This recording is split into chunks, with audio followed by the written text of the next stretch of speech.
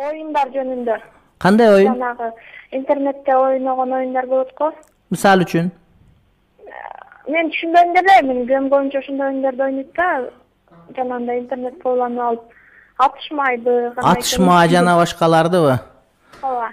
Күйөөңүз жаныңызда отурабы, жокпу? Жок, азырынча жок. Угабы жокпу айткан сөзүм азыр эми? Укпайт да. Бирок мен өзүм жеткирүүгө аракет кылам. Айтыңыз, үйгө келгенде ойногондо сиз менен ойносун, макулбу, аны менен ойнобосун? Ошо аялдар күйөөсү менен, күйөө аялдар менен алек болгонго аракет кылыш керек дейт. Пайгамбардын осуятында бар. Үйлөнгөндө Жабирин Абдиллага, сен өзүңө теңдешке үйлөн, ошонун көңүлүн ал, ошо менен эмне ошондой бир убакыт өткөргүлө дейт да.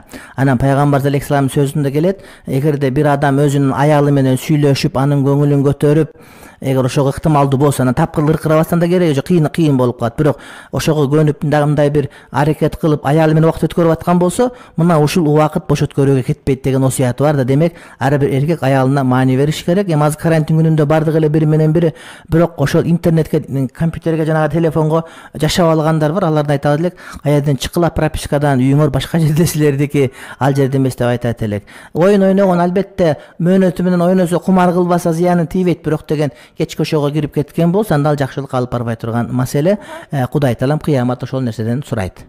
Рахмат.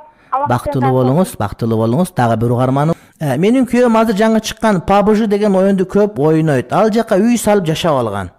Балдарга көңүл бурбайт, мага да. Азыр анда эркектер көп. Бул оюн көпчүлүктү азгырып жатат. Акыл насаатыңызды айта кетиңизчи. Албетте бул туура эмес. Туура эмес. Кумар ойноп калса андан бетер жаман. Кудайым шерменде кылбасын.